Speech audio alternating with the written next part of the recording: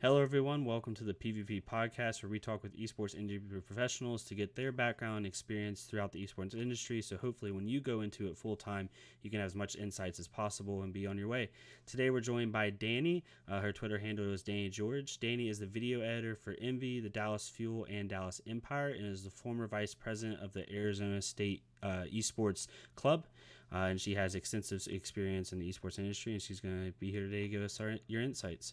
Dani, thank you so much for joining us on the podcast today. Yeah, of course. Thank you for having me. I always love doing this stuff because I know it is really, really hard to get in the right mindset and get into the industry. So, always happy to. Yeah, I was really excited because for background, everybody, me and Dani haven't really talked that much. But one thing that I always like to build up people at the very start. One thing that made me originally follow Dani was when you were working with Arizona State. Like, I always tell people, like, I like initiative based people, and it seemed like you were starting and working on something kind of from the ground up and just heading things on your own, and someone that seemed like you were going to be successful just off of your work ethic and kind of moving the ball along by yourself. So I really appreciate you taking the time to answer the DM. Yeah, well, thank you for that. I know for Arizona State, it's been a long time coming that they have gotten the recognition they needed. Mm-hmm. I guess I'll just hop right into how I got into ASU esports stuff because Yeah. that's actually kind of where my esports career starts as well. So I am currently a senior at Arizona State. I'm about to graduate, so woohoo party. But Yeah. um, I actually didn't get into esports until my sophomore year of college. Okay. Like everyone, I gamed forever. I have tons of brothers and stepbrothers that always were playing Halo and Call of Duty, so I was always kind of brought up in that. But I never really knew that esports existed, like as big as it was, up Mm-hmm. until I got to college.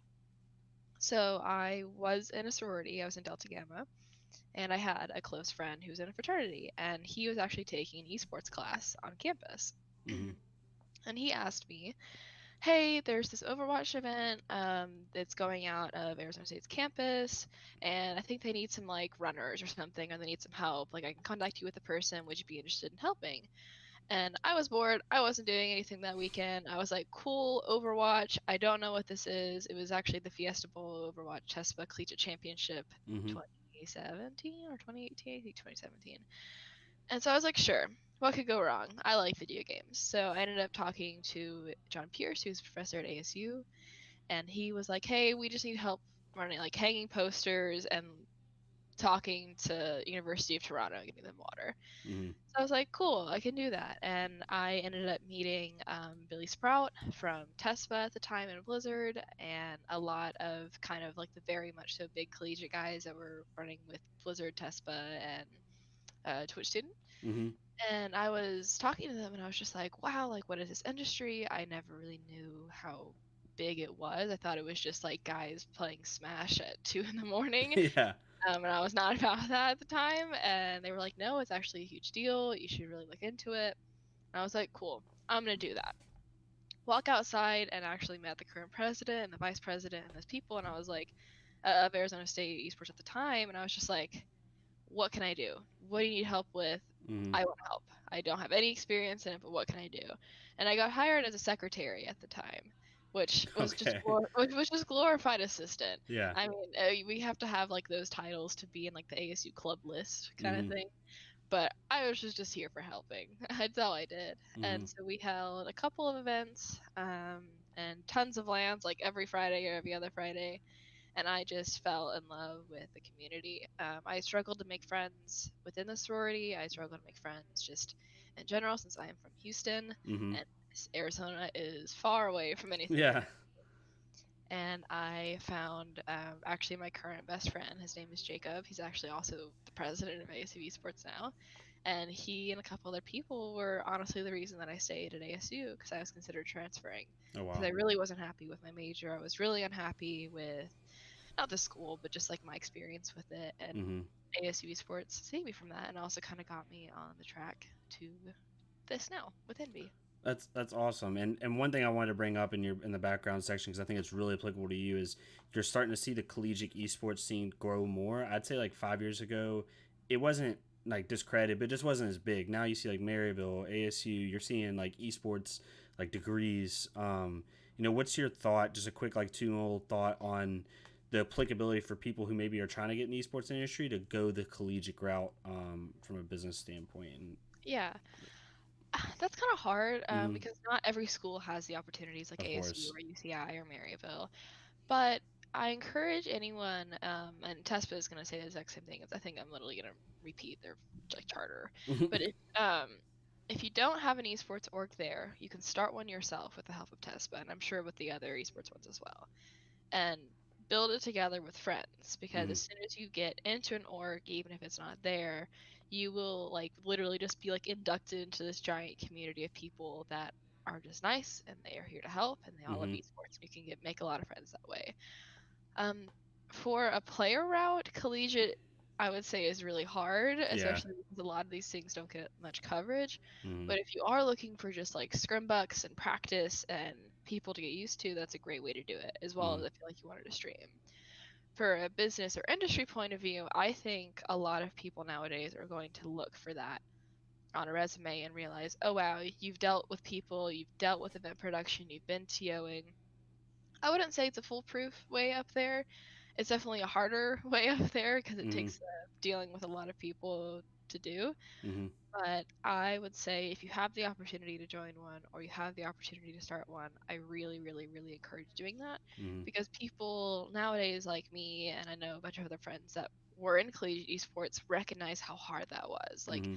being a vice president, being a treasurer, being whatever, like they realize now the value in that. Hmm. And that's something that goes along with the development of bigger organizations is now college students are getting jobs in them, Hmm. and it kind of trickles downhill to the point it's like, oh, if someone came to me and was like, hey, I was the president of this esports org in collegiate, I could relate to them. And Hmm. that if you're a job candidate is really good to be able to, to relate to someone that you're applying to. Hmm. Yeah, I think that's the one thing I've thought about as I've seen the collegiate scene grow is it's more of just like you've had the mental and physical reps that other people haven't had. And to some people, like I've talked, For sure. I referenced her in a couple of podcasts, but like Helena Malik, for the Cavs 2K Legion team, one thing she told me is like put like how many events you've been to on your resume, put like what you've done, like what you've the exposure you've had, and that's one thing I think collegiate can give you is it gives you a ton of Yes. exposure to just how esports works from like somewhat of an operational level. Like maybe smaller Yes. Very scale, much so. may not be as covered, but you get the reps that other people aren't getting, so to speak. Yeah, Hmm. and I know. I mean, this is how me and Jacob always ran the club whenever we were president and vice president. Basically, and this people can take this whatever. To the club, he was dad and I was mom, and our club was the kids, and we treated him like that. Okay. And it sounds kind of weird, but like we were best friends, and everyone kind of loved us. So we were just like, we are the mom and dad. We will take care of you guys. We will make sure you have everything you need. We will like help this grow like it's a family. Hmm. And as much like esports is very family and friend oriented, which is Oh yeah. nice, but it also teaches you like, hey, there's gonna be some kid crying at 2 in the morning because the Minecraft server is down. You gotta get up and you gotta go fix it. Oh my Or like gosh. the scrim is annoying and the scrim didn't work out. Like help these guys, or this tournament is late, and it just gives the experience of like, all right, like this might be annoying, but I gotta do it. Hmm. And events are always a mess, especially in collegiate. So like shout out to anyone that puts on events because it's hard. Oh yeah, it's got to be difficult. And a lot of people like our age, because I'm only 28, and I'm not sitting here like I'm an old person, but like people younger aren't used to that like personnel management side of things. So it gives you quick, easy experience on personnel Yeah. management. Hmm. You gotta do what you gotta do, and sometimes it kind of sucks. Yep. I got that. That's a good kind of segue into like the getting started segment. Is as you worked through Arizona State and you kind of looked at where you wanted to go as a video editor, because I'm assuming that obviously being a video editor now that's kind of like your main lane, even though I'm sure you do a little bit of everything. Yeah. Um, is what advice could you give for people that are just getting started and how your process was and what your mindset was and what you were focusing on getting started out of the gate? Yeah, so I've been doing film and kind of that production stuff since high school. Mm-hmm. I went to a high school in Houston, and they had a really really big video program for the high school kids, and that's kind of where I got my feet wet with that. And I was like, cool. Didn't know what I wanted to do with film, so I just majored in film. Mm-hmm. Terrible, didn't like it, and so I switched majors. But I kept doing stuff on the side and Mm-hmm. kept just I mean, what I literally edited AMV like anime music videos I wasn't doing Right. esports, but it was something, and it was practice. So like, Mhm. never be ashamed if like what you're doing is an esports. It will teach you practice. I will show you my anime videos if you really care to see them. Mhm. But I'm an anime nerd, so I'll take you up on that at some point. heck yeah. But I guess I'll go into a little story about like how I kind of got to Envy first, and then talk about like I think what I thought was important to get to that point, if that's okay. Mhm. So my first experience with Team Envy, Envy Gaming, was I went to DreamHack Dallas 2018, Mhm. which one of the days, I think 2018. And I was just going, and then I reached out to Lindsay, who's the Fuel social media manager, and I was just like, "Hey, I'm going to this event. I really like you guys. Do you guys need help? Do you guys just want me to like stand there and do something for you guys?" And she was like, "Actually, yes, we're needing brand ambassadors." And I went there, and I was actually doing a photography class at the time, so I brought my camera with me. Also, bringing cameras to events, always recommend, because if confidence in a camera, you can get anywhere at Mhm. events. Mhm. But their event photographer actually got, I think, like a flat tire, or like wasn't able to make it, and they asked me, instead of handing out flyers, to do their event photography for that event, which I was like, "Oh my god, I haven't taken photos in so long. Like, oh, I'm Mhm. not ready." But I just said sure. I was like, "You just got to kind of take any opportunity that you have and try as hard as you can when you get that little opportunity at the right place at the right Mhm. time." And I think I did well. They still post some photos that I took from that event. But afterwards, I had actually my now kind of boss come up to me and was like, "Hey, like you definitely know your way around a camera. What do you do?" And that led me to do freelancing with them. Mhm. And I think a lot of stuff is luck in esports. Like, Mhm. I'm not going to say that if you go to an event and you bring your camera, you're going to get a job. No, of course not. Same with like playing or management. It very much so is. And most people in esports will say this: right place, right time, and luck. Mhm. But you can prepare yourself to be best suited for that right place and right time. So for me, it was just always making sure I had my camera with me or fiddling with it, making sure I had a lens that was good for the lighting or editing just to kind of have in my pocket. I wouldn't say like carry your reels with you, but make sure that you're comfortable in your field and your niche so that if the event photographer gets a flat tire, I can pick it up and I can go. Mhm. And that's a very specific example, but I think making sure that you are ready for those split seconds, like, yes, I can do it, Mhm. because that's how you kind of start poking holes into the industry. Mhm. But it is very luck oriented. And I think you mentioned like my niche. I didn't really know what my niche was. I still Yeah. really don't know what it is, Mhm. truthfully. Like, I don't see myself sticking to editing. I mean, maybe I could go producing. I do still photography. I like Mhm. doing event stuff. And I think the good thing with esports is that, hey, if I wanted to go into merchandising, I'm not saying I do, like, I could probably try to or get Mhm. experience in that. So right now I'm an editor. I was actually supposed to be doing like assistant photography for our events, but yeah, that happened. Yeah, exactly. But I would say find the like thing that you are most comfortable in to call your niche, but also make sure you try other stuff too, Mhm. because well, you do a lot. Everyone does like 6 jobs in esports. Yeah, I think two points that I really took from what you just said was one, the story you described is a story you hear of from back in like most people would hear like back in like 2012 or 11 when esports was really early, like that one thing where you're at an event and someone needs your help because it was so wild westy kind of Hmm. like. But what you just described happened 2 years ago, like, or 3 years ago, you know what I mean? Like, it wasn't that Yeah. long ago. So like esports is pretty built out, like you don't hear that a lot, like, so the fact that stuff like that happened to you is still happening is pretty crazy, and I think a lot of people don't realize that. I equate esports kind of like to the music industry. Like, you go to Nashville, Tennessee right now, you will find 1,000, not literally 1,000 people Oh who yeah. can sing as good as anybody, like on Hmm. the radio. But a lot of it's luck. A lot of it's like you build out your own like platform.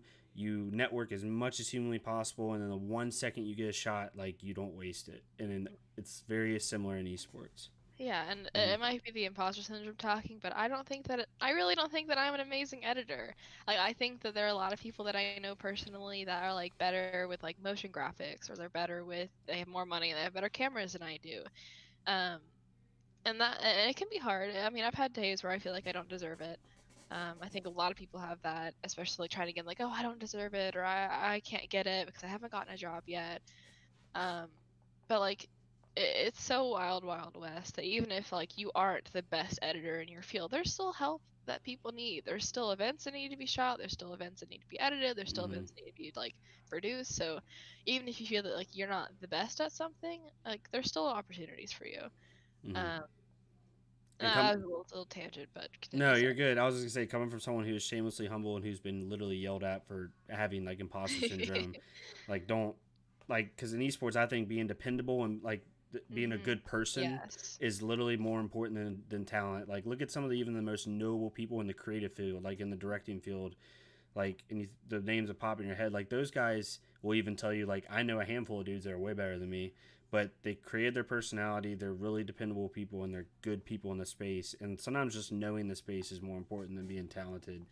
Hmm. Um, but as you kind of went into, you got started, you've gotten into MV and kind of gotten your feet wet.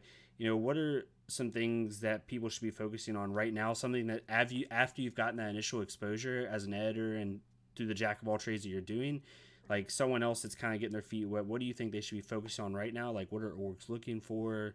What is kind of the trends going right now? I would say with trends, make sure you have as many social medias as possible to keep up with that. Mm-hmm. I think not studied, but I really try to keep up with esports trends, even though I wasn't necessarily like a social manager, Mm-hmm. just because you can really see how like the development of trends start. I mean, how with 100 Thieves, you could see how many orgs moved to that kind of like that graphical style of announcement posts and videos just because of the success of 100 Thieves. Mm-hmm. Um, Keep up to date with that. I would say try and edit as much as possible, um, and ask like tier two players, hey, I will sit here and I will edit your VODs together. I will make a highlight reel for you. Um, Ask, like literally DM people. I'm very much so of the thing of if you maybe have an idea or a feeling that they need help, message them. There's literally no shame in reaching out. The worst thing that's going to happen is they're going to say no or they're not going to respond to you, and Mm-hmm. that's okay. um I know a lot of collegiate people, especially, they want highlight reels of their stuff because it makes them have a bigger brand and promotion. I've seen a lot of people that go from being editors of VODs and highlight reels for players to be going into org editors. Mm-hmm. So get as much as you can done. I mean, I edited a bunch of stuff for my collegiate Overwatch players just because I was like, well, they have videos and they Mm-hmm. haven't been edited yet. And at the time, the person I'm seeing right now also had a lot of clips, so I made edits for him, Mm-hmm. and that was great because a lot of people saw that. Mm-hmm. But it just what you can, and if it happens to be for a notable player or an org, that's like 10 times better. Mm-hmm. Um, which it's hard for me to say because I kind of had an express route to where I am. I feel like, Yeah. but it's definitely just like keep editing. Because the more you have, the more you learn about yourself and your style, and the more that you can just be like, look what I made.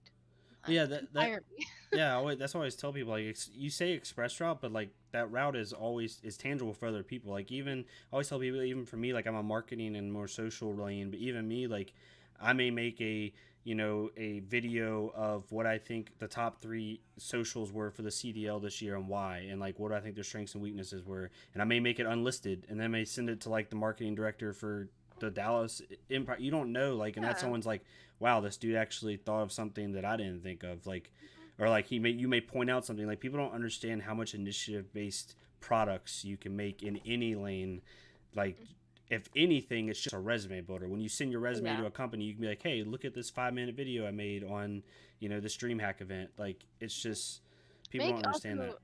make stuff that you would like to watch yourself. Mm-hmm. I'm kind of stuck in that right now where like I'm making stuff that maybe I wouldn't like to watch, but also I'm taking like a full load of classes and working full time, so I'm kind of stuck with that. Mm-hmm. But like, try to make stuff that you like, because if you don't like it, then why are you making it? Exactly. Um, I think a lot of people on content have said that before, but Mm-hmm. it's really important for that. I know you mentioned like being dependable. Like my boss has literally said like, cause I'm like, I'm sorry, it wasn't that as good as it was, and he's like, I trust you to deliver things on time, Mm-hmm. to not break anything, to make sure it's done well and done fast and on time, and I like you as a person. Mm-hmm. And that's something like he tells me, and that you are right. It is very much so important. Yep, I see that a lot in the design community. I'll hold on to a designer that just makes really simple stuff, but like I know he's going to give it to me when I ask him for it, and it's super quick and easy, and that's just especially in the creative route. I think because a lot of people are so creative and so talented, like they may take too long on certain things. So being You dependable is really have to important. learn to send something to publish even if you don't like it. Mm-hmm. I mean, the recent thing is with the news of Hanbin and Sparkle joining the Dallas Fuel, I was in Mm-hmm. charge of the Hanbin video for editing that, Oh and wow. I don't like that video. I had 6 hours. I basically had like 6 to 10 hours to make that thing, Oh. because I just had other stuff going on and whatever. Mm-hmm. And like I am not proud of it, and everyone's been like, no, it's great, and it's like you just at some point you gotta learn to you gotta edit fast and send it off and try and make it just as best as you can. Yep. Um, and if you don't like it, I'm sure someone else will, because I think a lot of people liked it, but Yeah. it sucks because you have to work fast, and Mm-hmm. it's not always gonna be the best. Nope, I don't remember the exact quote, but one of the people I've worked with in my normal job, he's like an 80% solution on time is better than a 100% solution that's late. Like Yeah, that's just how it works. That's especially with especially esports because oh, it and changes in 24 hours. Like you could make a meme, but if you take too long, then you're why late make on the it? meme. Yep. Yeah. And so I guess that kind of goes a little bit into kind of the state of the industry. This is a for anyone or listening to podcasts. This is kind of a weird segment for me because it's not necessarily for like Danny as a video editor. It's just like, what are your thoughts on the industry as a whole, good and bad? You know, where do you think Alien's at, but where do you think esports is at? Where do you think it's going? Just like if someone were to ask you, like, I've never like looked at esports before, like what is esports? Where is it at? Where is it going? Like, what is your response to that? Give your take on the industry as a whole. Yeah, so I will start with collegiate just Mm-hmm. because I have that Ooh. experience. Um, so I would say with collegiate esports, it's getting better, but it always is going to need work. I will not be satisfied for a while Mm-hmm. in regards to other organizations that are struggling that aren't enforced into some other organizations. Mm-hmm. I think there is a big problem in collegiate of people thinking that they are just way better than other people just Mm-hmm. because they have a school that has money. And honestly, they're probably right because you probably have more opportunities, but like don't be mean to other people in collegiate just because they don't have enough money to do something. Mm-hmm. It's very rare that I had come across that. But like we're all struggling. We've all been there and done that. It doesn't matter if you're way ahead or you're behind or you're just starting. It needs to make sure just be nice, understand that it's hard and not everyone has money. And on money, I think school should be giving us more money or giving us more attention. Mm-hmm. Um, I mean, the hardest thing with collegiate esports, in my opinion, is just getting someone to freaking listen. Mm-hmm. Because people have these connotations of, and I hate saying this, so just fucking boomers, Yeah. don't want to like change their minds on a lot of things, and Mm-hmm. it's hard because you just have to be like, hey, I promise I'm not weird. I promise we're just trying to have fun, and like maybe you'll find someone that listens, but more often than not, they won't listen to students. They will only listen to peers, and I Mm-hmm. think every college that wants to have a grip on the new age of technology and competition needs to sit down with their esports people, or if they don't have one, think of how they can start one. Because in however many years, when we're making hundreds and thousands of dollars of winning tournaments, I mean, I don't know how long that's going to be, but it happens with normal esports. When the prize money goes up, then Mm-hmm. their interest goes up. And they're only in it for the money, and that sucks, but find other ways to entice them. But if for some reason someone at a college that's older is watching this, you need to take that chance Mm-hmm. because it's gonna pay off in the end. Um, and I had people. I also ran the Facebook accounts and socials for ASUB Sports Mm-hmm. because we didn't really have anyone to do that. Um, I had probably like 15 messages a month of people on Facebook exclusively, just saying for their son or daughter or them saying, "Hey, I'm so and so. I'm from somewhere and I want to join a school with an esports organization. What can you offer me?" And I have to just be like, friends. And Yeah. like, well, that's great. And everyone loves friends in a community. People are looking for scholarships. People are looking for world championships or national championships. People are looking for growth. And it is an active recruiting way for, or it's an active way for schools to recruit kids if they even invest a slight amount of money Yeah. into. you the just think organization. about the business side of that, right? Like, Yeah, because there's two sides of the coin. There's the people who want like to compete at a collegiate level, and there's people who just want the facilities for it. Like, just like how I want to go to X University because they have this awesome sports complex where I can go play basketball. Like, wouldn't it be awesome to have this awesome like competitive video esports. game, Yeah, esports complex? And you think about it, if as a school, if you invested $100,000, which is an obscene amount of money, right? yeah, That's for us. that's if you convince two kids to come to your school, like for most Division One colleges, if you convince two Yeah, kids to come to your school out of state because of tuition. that, you just now, for out of state tuition, you just now paid for your investment. Yeah. It's already equal. So like And you can that, also pay to play it, and you could charge like $2 an hour or something, or $1 an hour. there's so And much to that. It's insane. so that's the business side of collegiate that like if any college just wants to sit down and talk with me, I would love to do consulting. I'm not qualified to do that, but I can talk to you as a person to do that. Mm-hmm. It's also a great community for minorities and people that maybe feel like they're left out. At least with ACB Sports, we had so many LGBTQ people. We had Mm-hmm. tons of varying pronouns. I mean, I wish the group of women was higher, but we actually we're all pretty good friends, and that's how it is. But Mm-hmm. for bigger esports, and as most people consider esports to be, I am happy with it because it is getting better, Mm-hmm. but also I'm not going to be satisfied for a while. I think the um, the COVID really threw a wrench at everything because I Oh yeah. really thought that 2020, especially with the Call of Duty homestands, the Overwatch homestands, that was going to be so freaking big for marketing of like esports as a whole. Mm-hmm. Because then you have ticket sales, you have numbers of viewers, you have number of participants, and that you can show, and that could probably rival normal sports. Um, so I'm really hoping if COVID goes away that we can have 2021 events because I think that'll really help everyone in the industry. Mm-hmm. Um, Yeah, I think one really quick. I think one thing you saw in 2019 that got halted was you started seeing cross pollination from other industries, music industry, sports industry. yes, Like you saw these notable names from getting signed everywhere or getting signed or being at events or doing yeah, whatever, and all that halted. And that's what was really and it like hurts. It yeah. hurts. Yeah. It was the easiest organic marketing ever for esports. Like it was the easiest free advertisement in a way. So that got Yep. halted hard. Which I can't do anything about it, but now a lot of esports are struggling with money. Mm-hmm. I mean, you can see from, I mean, Reddit speculations or whatnot, people are struggling. Any business is going to in COVID right Oh, of now. course. Um, and I hope that they're gonna be able to recover after this. I don't know how, or if it means that events need to come back, but I know esports teams especially, and like investors are gonna struggle for a little bit. And I just hope it isn't too bad. Um, I don't know. I couldn't really say what the state of esports is because we haven't really had the events that I was planning on. Because like that was Okay. kind of the next step for me Mm-hmm. to see what it was going to be like and see what I could do as a creative in that scene. So I want those to come back, but if they don't, um, I'm happy to see organizations working towards being more inclusive, being more Mm-hmm. aware of social concerns, being aware of like political stuff. As much as people don't like politics in their entertainment, Mm-hmm.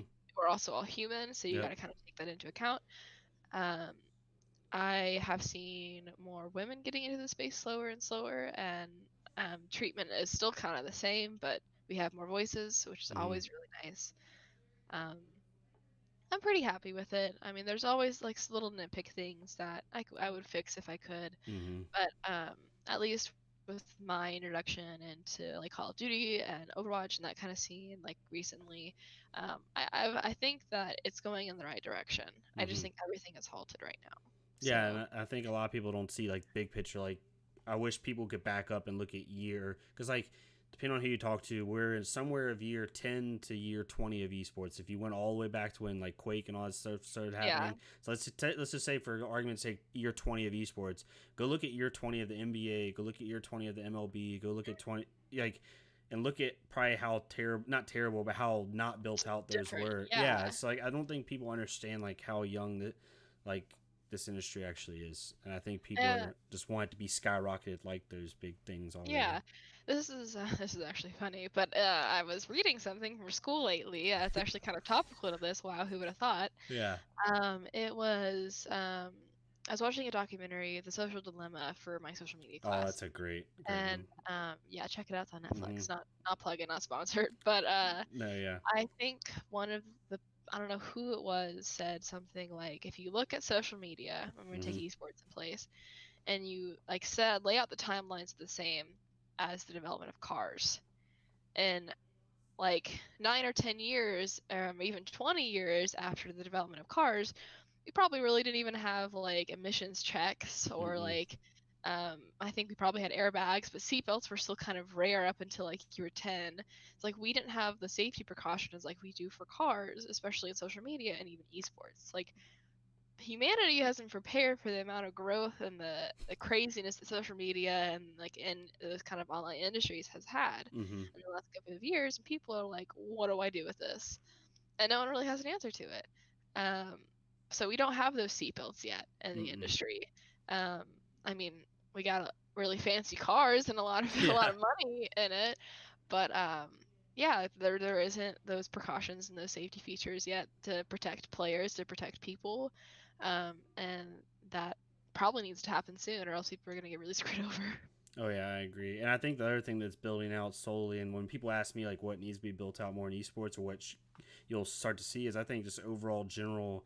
I don't know how to explain this. I guess social exposure, like seeing a nerd street freaking block esports facility in Philadelphia, Yeah. seeing like esports arenas all over the country, seeing like now, like I said, like 10 years from now, I hope where kids, instead of going to play basketball, and I played sports all through high school, they're going to the local esports arena to play with For a their small buddies. tournament to Yeah, win like exactly. Taco Bell or something. I don't Yeah, I know. just want that to be like a normal thing. I think once we start to get to that hump is when you'll really start to see esports skyrocket. That's just my opinion, No, but I agree. Normalization is really good. mm-hmm. It also means that we have to reach a wider audience first. Yep, Because like, I mean, my grandparents are still like, "What do you do? yeah, You're playing video games for a living?" And I'm like, "No, Mimi." But I, yeah, as soon as you make something normal and less weird, it's more accepted. So mm-hmm. Yeah. I think in the last comment I'll say on it is if each person that doubts esports, just let me take them to an event like that. I think that's the yeah, easiest thing to like change anyone's mind. Like, let me take you to like look how the crazy this is. yeah, let me take you to a Dallas Fuel homestand. Let me take you to a Dream Hack at CS:GO. Like, let me take you to League Worlds. Like, you'll blow your mind because And a lot of those tickets aren't that expensive. I mean, I nope. think I for the Dallas Fuel homestand, like I could be wrong, don't quote me on this. Like our tickets were like 20 to 40, Mm-hmm. and maybe they were like $100 plus tickets for like meet and greets or fan stuff. But like, I mean, I tried to go to a Halsey concert that was canceled. And those tickets were like 150, $200. And you're sitting Like, like 100 you're yards just back. sitting, Yeah. yeah. Uh, And like this is like high impact, fun, probably 2 day event passes. I think maybe mm-hmm. the $30 ones are 1 day event pass. But like it's not crazy expensive Mm-mm. either, which is cool. No. Yep. So as we switch gears here, and this is kind of a major switch gears, but it's it is my favorite segment on the whole entire podcast because I love talking about failures. Is very simply, what failures have you ran into? What common mistakes have you made, or you see other people make that you could hopefully somehow through this podcast get people to avoid. It can be something small, it can be something Uh, big, or if you're just perfect and you had no failures, that's totally no. fine. Um, I think the biggest one is stop being a fucking dumbass online because it's gonna haunt you. Mm-hmm. Um, and like that goes for players especially and chat in-game chat and stuff. Like everyone has like OBS now, they can screen craft your stuff. Everyone has a mic, everyone probably knows who you are, and if you're trying to build a successful brand, people should know who you are in Mm-hmm. esports. And if you don't like something, or if something, I don't know, like people will keep track of that, and people need to be aware that you need to have a good brand. Mm-hmm. And I think a lot of people get up in clout farming of just, oh yeah, I have so and so verified following me. I'm like, okay, well, like how many conversations have you had with this person? What's your network look like? Rather, and then they like get mad or flame people online, like, and even I've had people that I don't like and I don't care to interact with, but you just gotta ignore it because as soon as you start lashing out to people or like blackmailing people, I don't know, being gross to people behind people's back, they will find you and you'll Mm-hmm. be blackballed or blackboxed in this industry, and it's not as big as you think it is. Mm-hmm. I mean, most esport companies are still kind of small businesses. Yep. You piss someone off in the company, and you will probably not get hired there. And that is for creatives, and that is for anyone. I mean, I guess one of my failures. This is kind of a funny story that hopefully I don't get yelled at for. Um, I posted something on Twitter that was a screenshot of a Facebook group chat about Overwatch League, and it was of people thirsting over French players. Very specific thing. Yeah. And I posted it, and I was like, "Oh my god, these people!" Because they were they were like just hard thirsting these players, and I was like, "Oh my god, this is a disaster." Not like yelling at anyone, not being mean. And I had this lady who was an admin of this server pretend to be a lawyer and try to sue me for defamation, Okay. and went to like 100 people that I knew. I'm not kidding when I say that. Saying that I should be removed from office from ASU Esports. My sorority was contacted. I should be like had my scholarship put into question. None of this actually happened. This person had way too much time on their hands, but keep going. Yeah. And like even something as small as me just like posting a funny thing that I thought was funny, people can find you and people could hurt you for it. So just be aware of what you post and where you post it. Double check it. um I mean, I'm not gonna say this is a good thing, but if you really have bad thoughts, put them in your notes or make a private account. But like make sure you have an account that is clean and is a good brand and people like, and that you're likable on it, because if you're not, then that's really hard to branch out your network. Um, Also, a smaller failure that's kind of funny. I've been in so many cases where I don't have business cards, and I've missed out on connections and networking Oh from yeah. that. Always have a business card. Always have them. I literally like I might have some at my desk, but they were like a Vistaprint stock business card that just said my name, my gamer tag, my email, and they were like $5 for 100, and they were awful or terrible, but they really help. And being in a situation where you're passing by and you can't hand someone something is a failure that you can't network from. Yeah, and it doesn't have to be super specific because I have business cards for my normal job. Like it can be really plain, and then on the back you just make it like blank, and then you write something on the back. Like because in some situations you might want to give them your personal number. In some situations you Yeah. might just give them your Twitter handle. Like you don't know what it's going to be for, so like it doesn't have to be this like hyper specific business card. No, That's just a business card thing. But like I agree with you, it really can hurt or help. especially if you go to like a PAX or like a And CDL you're event just or something like that. Yeah, if you yeah, I agree with you. And like, this the social media thing, like I hope I've never like preface. I've never said anything stupid, discriminatory, or racial or anything like that. But if someone saw my my League account in-game chat monologues, it might be really bad. I get very toxic in that game, and also like from a Twitter account's perspective, I went from a Call of Duty kid, like free agent looking for two type kid, to like quickly like okay, I want to do this for real now. So like what I'm people don't realize like even if you're listening to this and you're 15 years old, like people right now, rightfully so, are getting hemmed up and losing like major positions in tier one orgs from things they said 6 years ago. and there's a Like, difference between toxic and like racist. of Or course, like yeah, sexist. So keep that in mind as yeah, well. But because like you can be toxic and rage at a game. I mean, I curse and am mad on my timeline all the time, but you got to just be aware that like there's a line that you can't really, or you can't cross it. You probably shouldn't. yeah, I agree. Yeah. And then as you go into failures and kind of you learn from those mistakes and you look towards the future, for future outlooks, one is where do you think the industry is heading, and that can be specific to video editing if you want, or it can be generic, and then you specifically as an editor, as a creative, where do you think it's moving to, like someone maybe that's trying to get ahead of the game or look to do something no one else is doing, so like for 2 or 3 years from now they're already like ready to go on that specific kind of avenue. Like where do you think the industry is heading as a whole? Since I kind of already talked about like the general state of esports, in my opinion, I'm gonna do a personal, just like where I want to be, um, and like the path you can kind of take with it. Mm-hmm. Um, for me personally, if I what I want to do in the next couple of years, um, I really want to grow my reel. And I Mm-hmm. think that's important for anyone doing it, is making work that I'm really proud of. Mm-hmm. And it can be hard, especially with like the rush culture of producing stuff in 6 hours. It can be hard to produce something that you really like. But making sure that you are being collaborative with your team members, being collaborative with your community, and making stuff that you like, and making stuff that you can put on a reel and show people and be proud of. Mm-hmm. And that will help boost your brand and boost your confidence. Good thing. For me personally, if I can get that done, obviously move up in whatever company I'm in, whether it's here or somewhere else. You never know what happens in a couple of years. Mm-hmm. Um, I would like to try more than editing personally. While I'm still an editor, I want to try getting used to more live production. Mm-hmm. I did the Cold War stream with Empire as like a PA. I do a lot of like their live Twitch stuff, and I've been learning kind of how that works, like doing Mm-hmm. live broadcasts, which is really good for me. Mm-hmm. I can't say I'm good at it, um, but I really just want to be a sponge and learn as much as I can, whether that is talking to our merch department and learning what goes on kind of behind their head for doing merch. I mean, I helped do photography for a really cool drop that's coming out, shameless plug. But I hadn't shot like marketing before, and it's Mm-hmm. like different than events. And then I hadn't done broadcast really before. I haven't done like I guess idea development, like producing, and Mm-hmm. I'm getting those opportunities. Um, so I personally think that's really important because I can also then apply to more jobs than just editing. Mm-hmm. And that can mean that your salary goes up. It could mean that your opportunity goes up. It could mean that people see you as like a better candidate than other people. And that goes for me and it goes for everyone.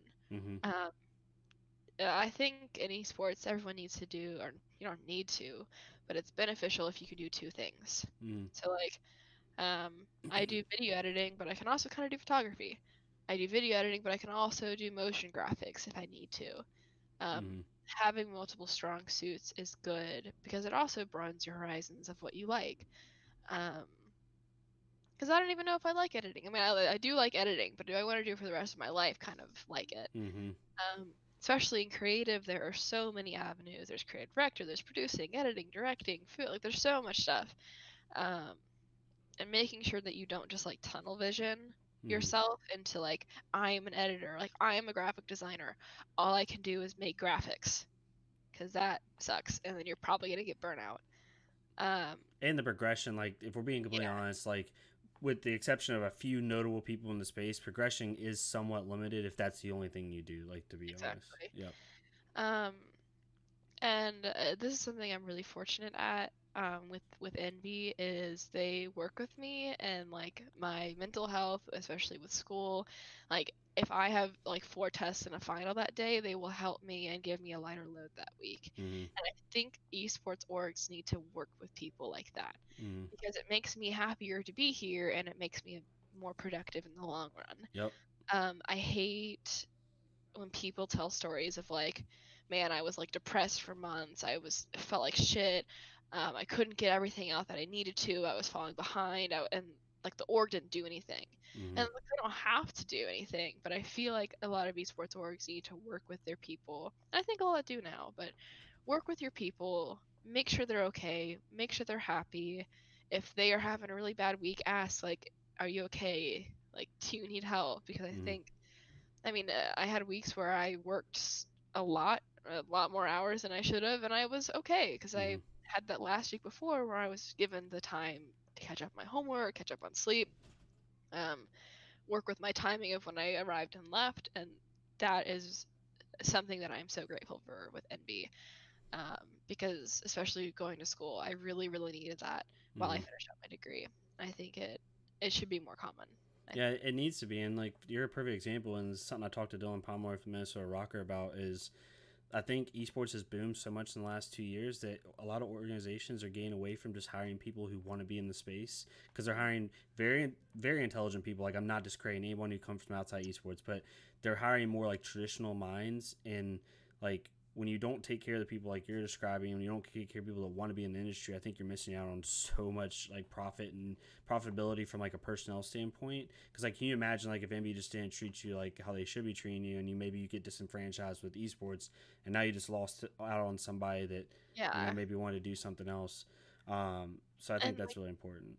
yeah, and especially with going back to kind of the beginning of stuff, like getting into collegiate, you can grow people. That sounds really weird. I don't want it to sound like Yeah. grooming or anything, but like you esports orgs, if they want to take the chance on someone like me who is, I mean, this is my first big girl job. If Hmm. you know, talk like boomer, my big girl Yeah. job, living on my own.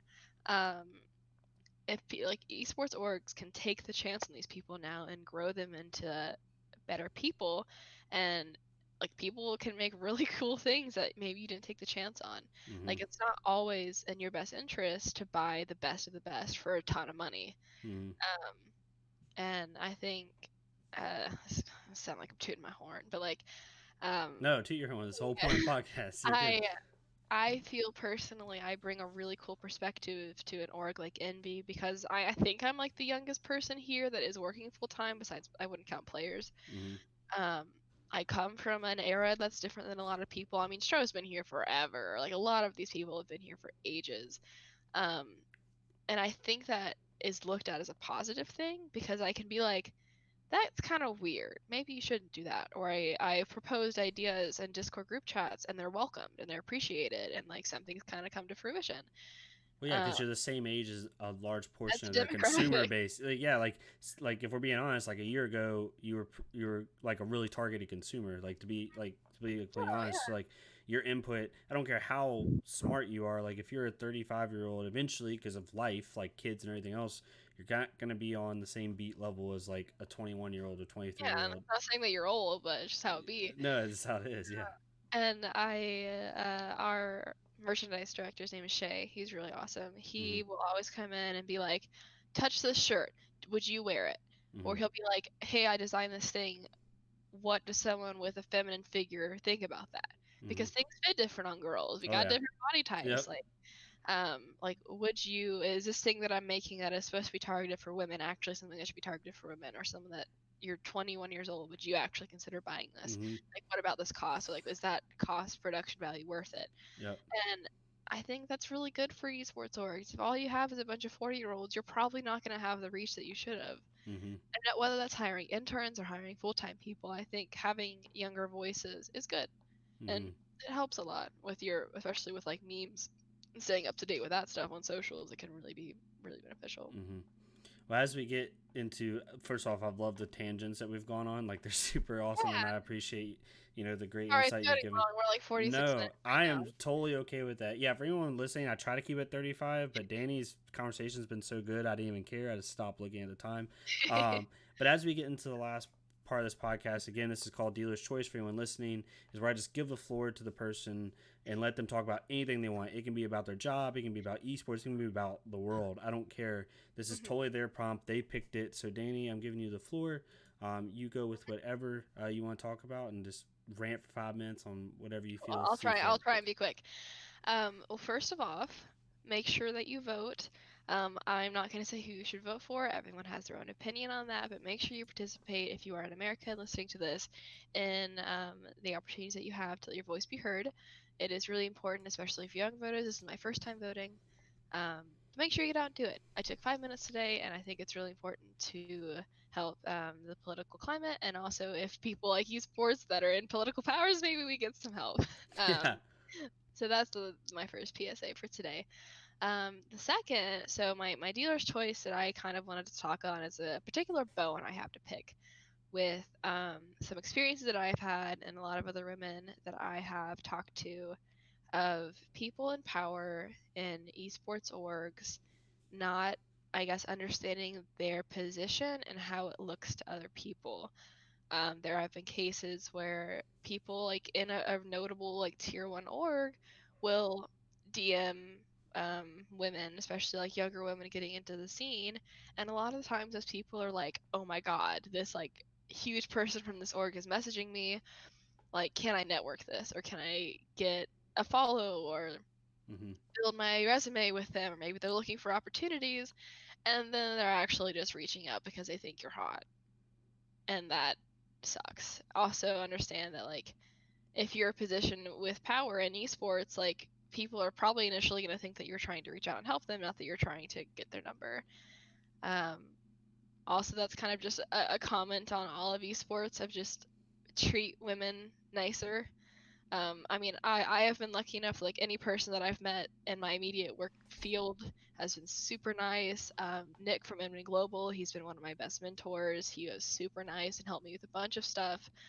Um, it's they're bad apples, they're rare bad apples, but if you're going to reach out to someone as a romantic interest, maybe don't do it on Twitter, or maybe don't do it if that person is trying to get into esports, because it just leaves this really sour taste in a lot of women's mouth where they're like, oh, you're only talking to me because you want something from me. And if you're just reaching out for business stuff, make that very clear. Be like, hi, I'm looking for opportunities. Are you looking for opportunities? We have a great org here. Don't just be like, hi, hello, you're cool. Because then it's just like, come on. Mm-hmm.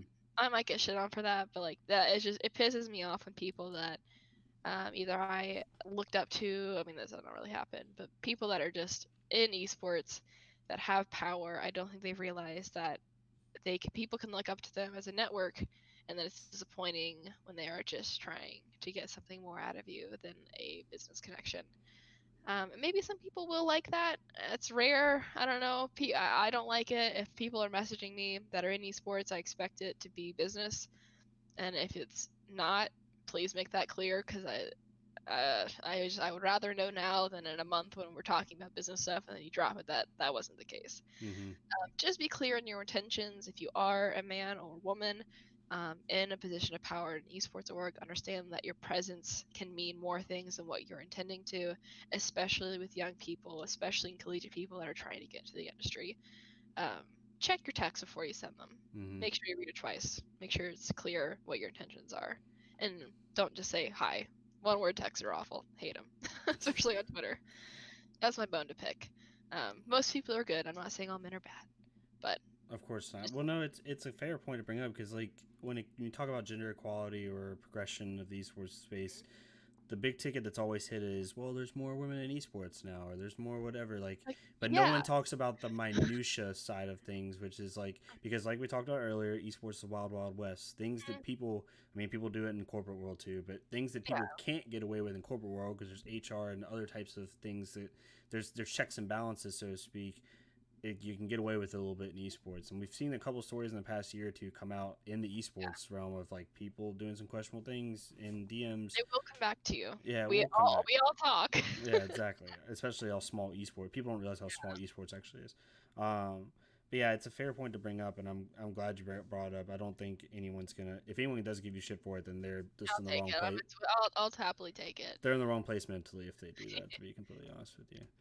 But I appreciate you sharing that, and hopefully, like, I hope you've probably seen on Twitter maybe of me, like, I always try to like push the whole gender equality, not because like I think it should be fair, but because like no, it's bullshit. Like, I'm not trying to. It's not a positive thing; Yeah, it's a negative thing. Like, this is bullshit. Like the fact that this is even a thing, the fact that like even something small as women can't like call out in Valorant because they get harassed. Like, it boils me so much. That just be kind. just don't That's be all an I ask. asshole. Don't be an Be asshole. nice. It's not hard.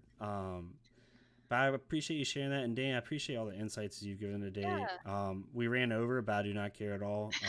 For anyone that's still listening, thank you so much for Yeah, listening. thank Danny, you. before we head out though, plug whatever you want to plug, MV related, personal brand related, and yeah, we'll go from there. Make sure you're drinking water and keeping your mental health in check. It's really hard out there. COVID's hard. Isolation is hard. Keep yourself healthy. Check on your friends. Mm-hmm. That's all I gotta say. All right. Well, if you guys are listening on any podcasting platform, I'll have Danny's Twitter out in the description. So just look at the description wherever you're looking at. If you're on YouTube, all her links will be below, and some of Envy's links will be below. So check her out, please. She's a really cool person, and she does some really cool stuff for some really cool people. So I would check her out if I were you guys. Thank you guys so much for joining the PvP podcast, and Danny, Thank thank you you. so much. Yeah, of course. Have a good day.